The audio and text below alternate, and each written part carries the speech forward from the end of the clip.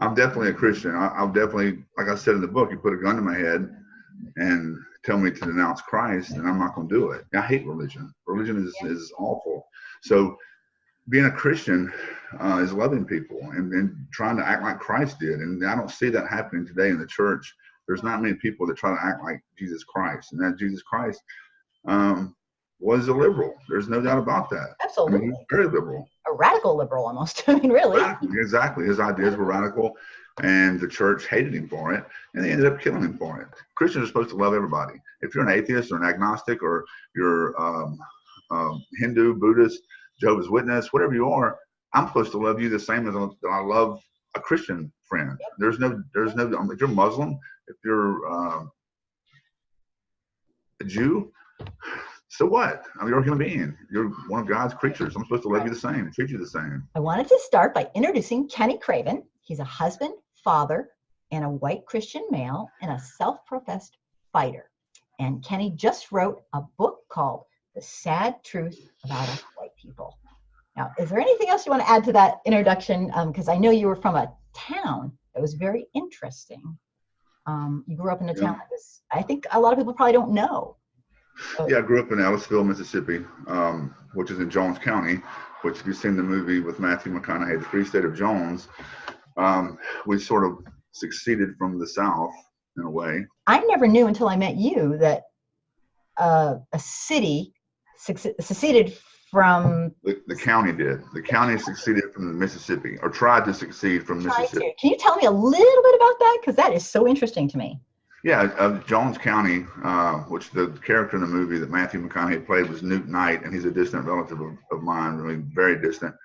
But they tried to, they didn't really want to fight for the South. They didn't want to fight for the North. Well, they tried to align themselves with the North a little bit, but they tried to succeed from the state of Mississippi, which they didn't have very much luck in doing that. And they ended up mostly dying, except for Newt. Newt didn't die. He ended up dying of old age, believe it or not. There's some really good white people that live in Jones County. I'm not going to say that everybody's racist or bigoted, but the majority of people in Mississippi are racist and bigoted. I mean, you can't get around that fact. I mean, you can try to candy coat it or say, oh no, there's but it's a fact's a fact. And if you go even deeper, you go to Michigan, I don't care where you go, wherever there's white people, you're going to have bigots and racists. That's just the fact. I read your book, and what I loved about it was it written from a very personal perspective. Right. A white male who proudly professes that he's a Christian. Right. And I do. It lives in the South. And that's huge, as we all know, historically. So, and also the thing I liked about it is that it wasn't long-winded. It's easy. It's an easy read. Right. I did that on purpose. I didn't want to get bogged down in this long, with data and statistics of how things are unjust. And, because we all can research that if we want to. Most of us don't want to, but if we really want to, we can. So I wanted to make this like a New Orleans to Chicago flight read, where you could read it in an hour and a half, 2 hours, and it's done. The points that I'm trying to make, I make, and the things that you want to think about afterwards, and hopefully that will stay with you and make you ponder and make you self-reflect. That was the goal of this book. Self-reflection.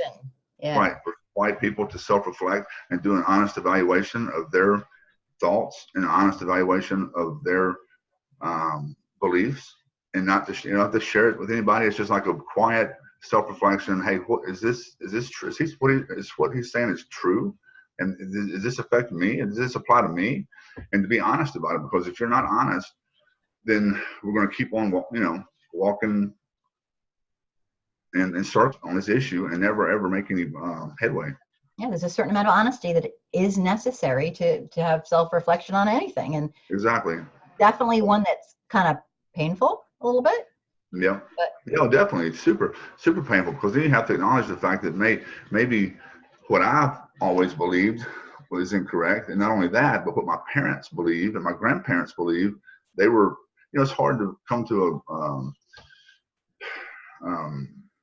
a realization that everybody Kind of lied to you a little bit. Exactly. Yeah. Yeah. Your teachers in school, your, definitely your politicians in the South, Absolutely. or in DC, wherever Living a lie.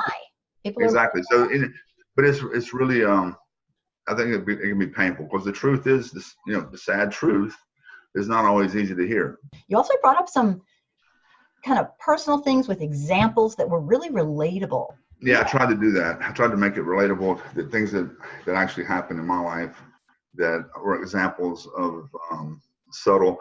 I've never witnessed a hanging. I've never witnessed a beating. Of some of the things, the atrocious things that have happened in Mississippi and in other parts of the country. I've never witnessed that. But the little things that I did share in the book are true, and I think that people can it's little bitty things and that are hurtful. We have a small percentage that say yes, David Dukes of the world, or the people, the Proud Boys, or whoever that comes out and says, yes, I believe in white nationalism. Yeah, they're proud racists. Right. They have you have 2 to 3%, maybe 1%, 1.5% of people who think that way. Then you have another maybe 3% who think like you and I do. And then you have the rest, which is 94 to 96% of white people who think there is no such thing as racism, who thinks there's everything's great and everybody has equal opportunity, everything is wonderful. And that's the biggest problem. It's not the white supremacists that are the problem. Because we know about that. They're obvious, they're overt, and they're exactly. I mean, those are they're no issue whatsoever. It's the people who put their head in the sand and act like everything is great and don't get involved. And so Angela Davis said it best. She said that you cannot, being non-racist is not good enough in a racist society. We have to be anti-racist. And so if we don't stand up and say something and do something and say, listen, I'm not going to sit quietly by and watch this, then those are really the people that keep this thing going, is the white people who say nothing. Yeah, it's the people who think they're neutral. There is no neutral. No, there's not. In systemic racism in America. Well, one of the things I loved about the book was that you talked about peonage and early on in the book you talked about it, and I think it's crucial to understanding the current plight of people whose ancestors were forced into enslavement. Exactly. Again, can you talk about that, what that is? And I think a lot of people don't really understand. We're not taught about peonage in our high schools. Even in college, I didn't learn about it. I mean, but what it is debt slavery. So it's like if you owe money, they actually could put you in jail because of a debt that you owed. So if a policeman or a municipality or a judge or in the South, they would just randomly group or round up black men and young men, adults, children basically, and say, hey, you owe me $200 or owe me $500. And they say, no, I don't. And they say, yes, you do. And the judge would sign off on it and say, yes, you owe him. And it's a complete fabrication, a complete lie. But what power do they have to say otherwise? And so at that point, the city or the county or the judge would release these criminals, basically, that were falsely accused and falsely convicted, and they would lease them out to coal mines, lumber yards, different road construction companies, and they would make money off of those. It's like free labor. What does that sound like? Once again, it was free labor, and it was about 800,000, as best we can tell, 100,000 people. This happened to from after Reconstruction up until World War II, basically, give or take. There's different reports of maybe it went on after World War II a little bit. I think the last case was a guy in Texas who had like 4 people that he had for years on his farm. Maybe it was 3 people. I can't remember if it was 3 or 4 people, but he was prosecuted, and I think he got, I don't know, a couple years in prison. But he'd had these slaves basically for years, and he got, reprimanded a small amount. But that was that. And see that, and this is what people understand. People who say that everybody has an equal opportunity or have an equal, from slavery, we had a small reprieve and Reconstruction, and then post-Reconstruction with the Jim Crow and black codes and pig laws and all the things that happened after Reconstruction up until 1964, when we had the Civil War. You know, that's a long time of torture, and that's a long time of implementing a state of mind that is different than, call it slavery by another name. Exactly. There's a book written. Yeah, peonage is something we all need to know, and we need to educate ourselves about, and that will help us understand the situation that we have today of land ownership, of passed down wealth. I mean, all that applies. Every single thing, every aspect of wealth in this country and passing down wealth has been deprived. Really thwarted. Yeah, I mean, Exactly. It's stopped. Yeah. Right. We've made it, the white people have made it so that it is almost impossible to gain wealth and send, get it to the next generation. Right, because it comes back down to land, and when you have, history tells us that, all the land was given to white people, was controlled by white people, was passed down by white people, and the land that was given to a few freedmen was taken back from them and given back to the plantation owners that had them in the first place. So it's just it was like a tease. I think in my book I call it like a tease or a fantasy to the freedmen. The freedmen had a glimpse of equality and a glimpse of a better future of some hope, land ownership. Right, the hope. As you use the word hope, and then the hope was taken away from them. So that's really sad. You can't harm a people over and over for generations and generations, and then just be like, and now they're fine. And that's what really, really bothers me even today. We have today, 2019, and we're still having inequalities in sentencing. It's just not fair. And we're still not doing anything to stop it. We're just going on, there's people speaking out and people that are, writing books and protesting, but we, as a whole, we need to stop this. We need to come together and say, you know what, it's time.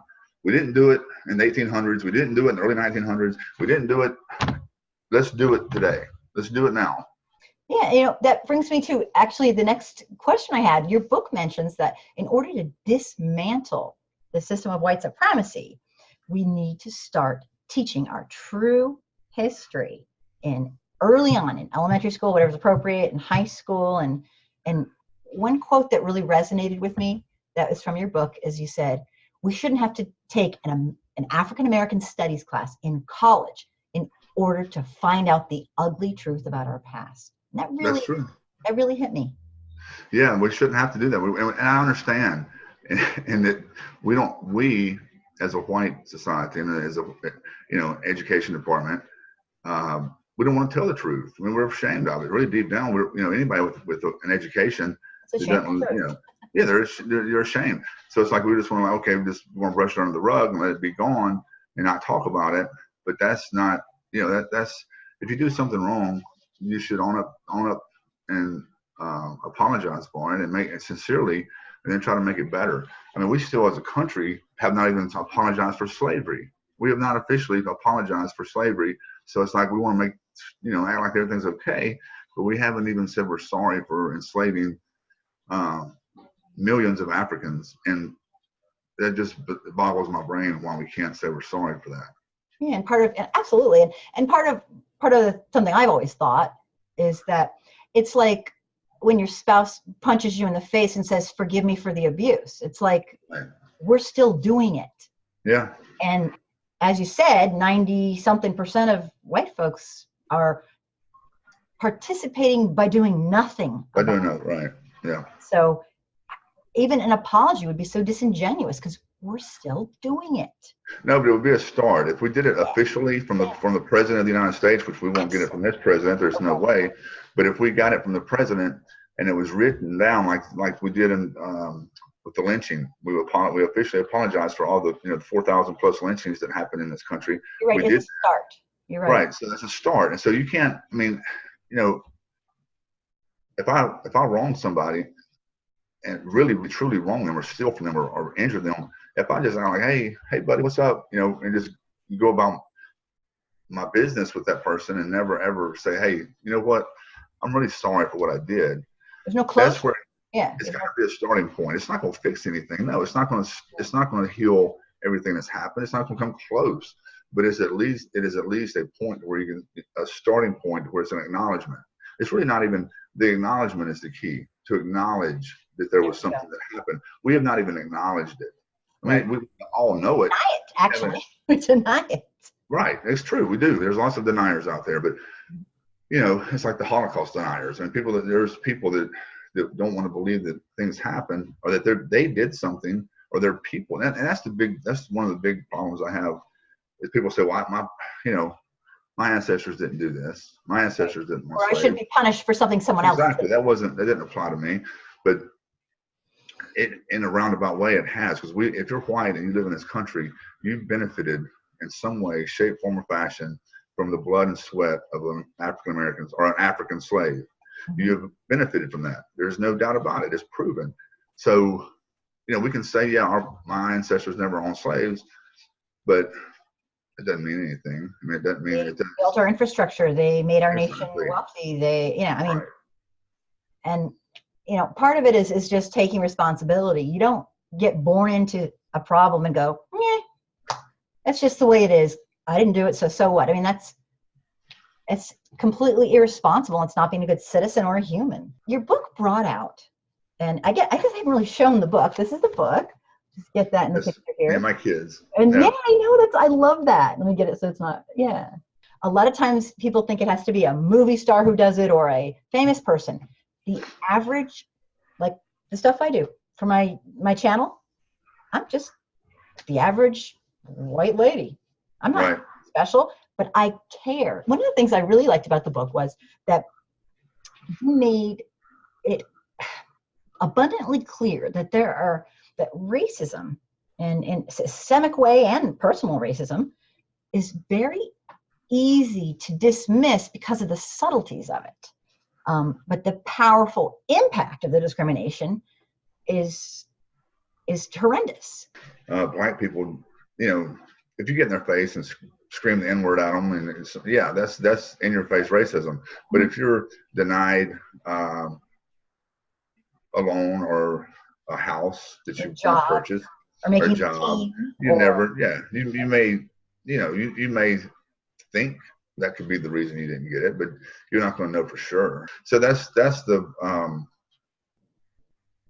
subtlety. We're very good at it as white people. I mean, we're very good at hiding or shielding our bigotry, but everything comes back to racism. It really does. I mean, this whole thing comes back to racism, and feeling like we are losing control. And I wrote an article or on my website, thesadtruths.com, about the Republican Party and how the math shows that the Republican Party is dying. They're dead. Well, they're actually dead. They just don't. And it's not happened yet, but they are dead because of 25 to 30 years.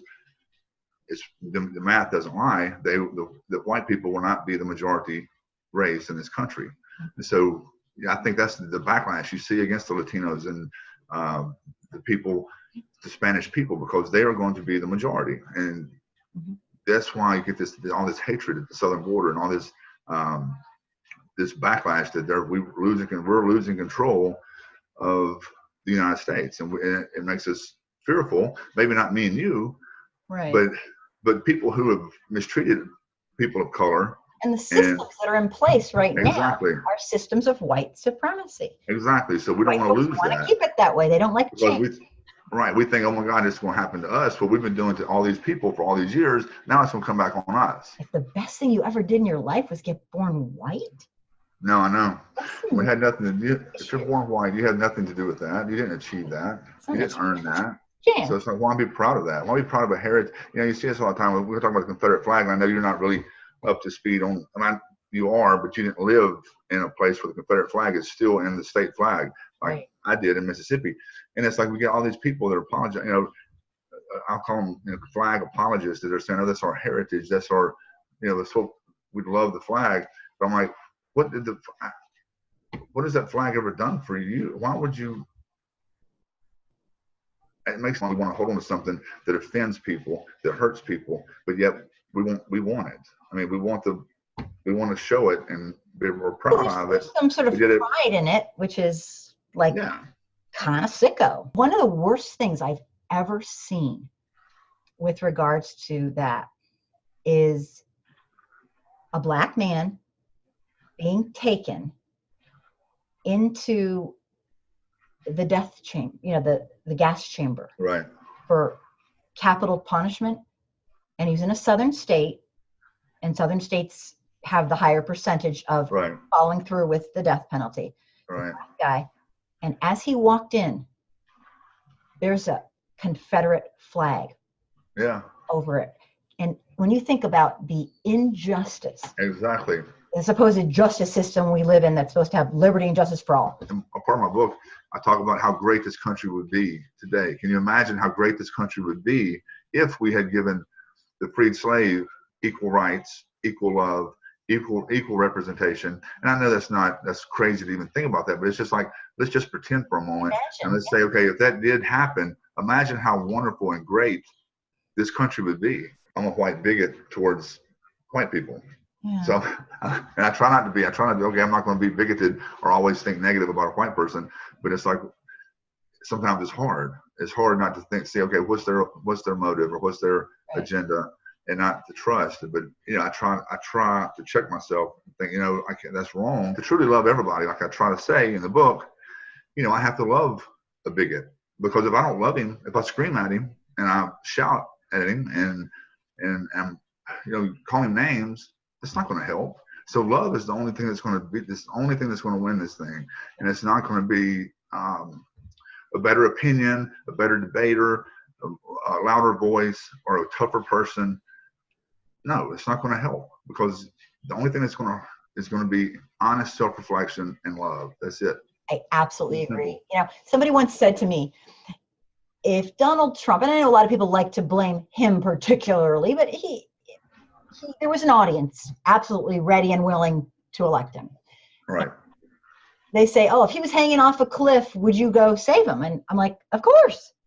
Because see, if I didn't, that makes me just as bad as anyone who wouldn't save a black person or wouldn't. It's ridiculous. Of course I'd save him. Right. And then I'd put him into like a rehab facility and get him mental health care and have him learn about bigotry and inequality and racism. But still. Learn about it, yeah. Every black, the Miss Black America, black colleges, BET, Black History Month. I give the example in the book at the party with the guys that talk about, what if we had a White History Month? And I'm like, dude, we do have a White History Month. We have 11 of them. I mean, what are you talking about? I mean, I almost punched a guy, but I walked off. We're the ones who created all this mess. And we're the ones who did it. We're the ones who forced them to go do their own, have their own programs. So it was us that did it. So we shouldn't be angry about it. Why are we angry about Black History Month when we're the ones who forced Black History Month? I guess white folks in America are rather fragile beings, I guess, because we just don't want to. It's like a history teacher who teaches history. People get mad when you and I speak the truth. Right. We speak the truth. We try to speak the truth about everything, not just, our racial history, but when we speak the truth about our racial history, that's a whole other thing, because white folks do not want to hear it for the most part. Mm-hmm. They think, well, you're still talking about race. Why are you talking about race all the time? Well, I'll quit talking about race whenever we treat everybody the same. I'll shut up. I won't say a word about race anymore once we're all equal. Real equity. Yep. Right. It's getting worse. The social aspect, the divide between the super rich and the middle class is instead of shrinking, it's widening, and we're having more of a gap than ever since the Great Depression, it seems. We're more segregated than definitely more. Before. Exactly. And I talk about that in the book, that what Dr. King said about 11 o'clock on Sunday morning being the most segregated hour of the week, and it's still true today. I mean, we still our churches are still not integrated. We have more of an integration now than we did, but they're still not fully integrated. One of the things I wanted to ask you, and this is kind of personal, but your book's personal, so right. Go for it. As a Christian, is it hard sometimes to say, yeah, I'm a Christian because of how the ideology seems to have been morphed? The Tea Party are supposed to be Christians. The president is supposed to be a Christian. And I mean, at first it sort of like bothered me. But then when I came to grips with what I said, no, and I sort of got indignant about it. I'm like, no, it doesn't bother me. I am a Christian. I do love people, because that's what the Bible's about. That's really what Jesus, what he told us to do. It was the most important thing we could do, was love other people as we did ourselves. I'm not ashamed of that or say that I think that I'm doing, there's a few people out there who have bucked and have stood up to what these pseudo pastors that, pat Trump on the back. Running from the term Christian, no, I don't run from that. I embrace it, but I embrace it in a way that of love, not of, if you're gay, if you're Muslim, I love you just the same as if you're my white Christian brother. I love you the same, and it should be this. That's what Christianity is about: is loving people, not condemnation and preaching and against and beating over the head with the Bible. On the left, when you say that you're a white Christian, that's almost a negative. It comes out to be, oh my God, here we go. But it's not. I want to try to take that back. Take that turn back, and it's be a good thing versus a bad thing. Right, it's been morphed and redefined. Right, and it shouldn't. And I'm gonna still stand by my belief and telling people they're going to hell. That's not Christianity. If that's what it's turned into, then no, you can say I'm not a Christian. But I don't think that's what it is. I don't think Christianity was meant to do that. But what we're seeing now is really, really scary in a way. Justification is probably one of the most dangerous words in our vocabulary. We can justify anything we want to justify. Mm-hmm. And we can say, God told me to do this. Mm-hmm. Or we can say, I see politically, I have to justify this because it lines up with my party. Or, you can justify cheating on your spouse. You can justify cheating on your taxes. You can justify shooting someone. Anything. You can justify anything. So it's like, this is the problem that we've run into is with the politics in the church. They're justifying Donald Trump and all that he's done. It's inhumane policies and stuff. Right, for the Supreme Court, or but it's doing more damage.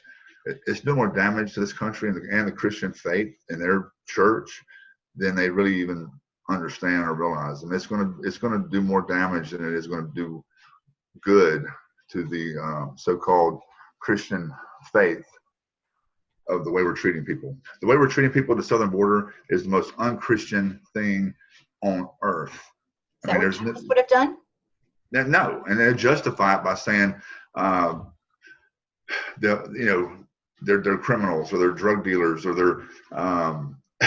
It's just, but it is, and the sad truth about it is most of the people that are coming up here, the families, they're Christian. They're all Catholic. They love Jesus. And so we're hating on people that claim to love Jesus. They're having prayer meetings in jail. There's been pictures and photos of them, of the groups of immigrants, and they're having Bible study and praying in group sessions. But we're sitting high and mighty in our white churches and saying, oh my gosh, they're criminals. They're rapists.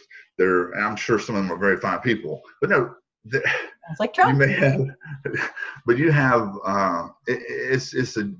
that's what gets me so angry, that the church, and then there are some people down there passing out blankets or giving out putting water out for people. There are. I'm not saying all churches are not everybody, but boy. But exactly. But the white evangelical Republican church is not. They're not helping. They're not. They're embracing the persecution of these people. Right. Yeah, and it all boils down to fear. Racism and fear.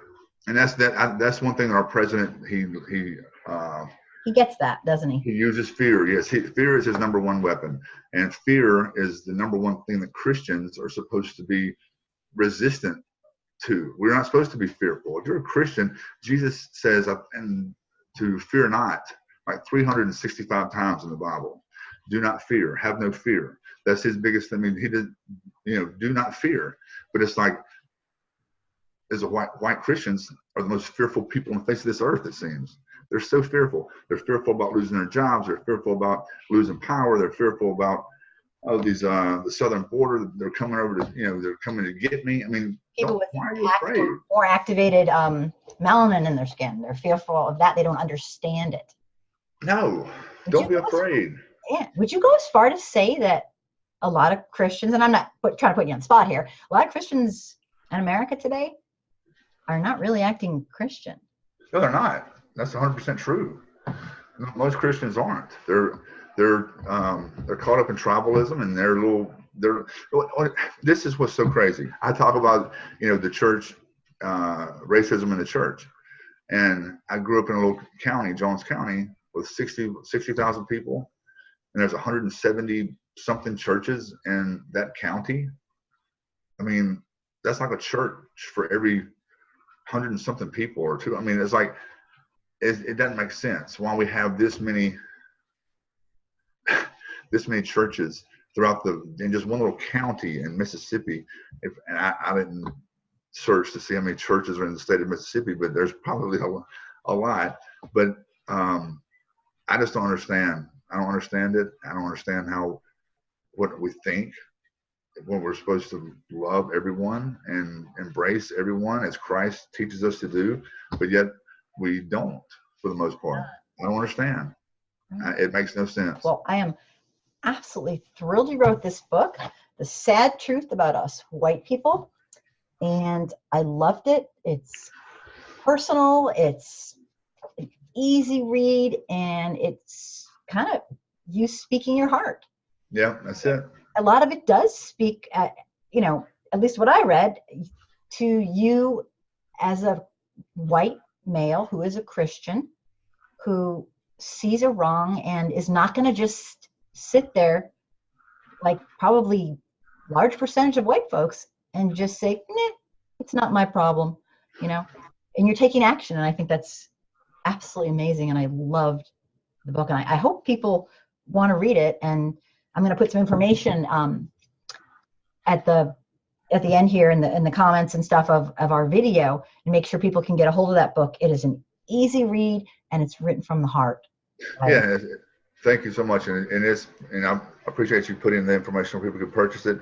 But it's my website, sadtruths.com, and I also post things that are weekly about other issues. And I'd love you guys to join me or discuss or leave comments or anything you'd like to talk about. Yeah, it's refreshing to hear somebody who's a white male and a Christian just keep it real and speak from Mississippi.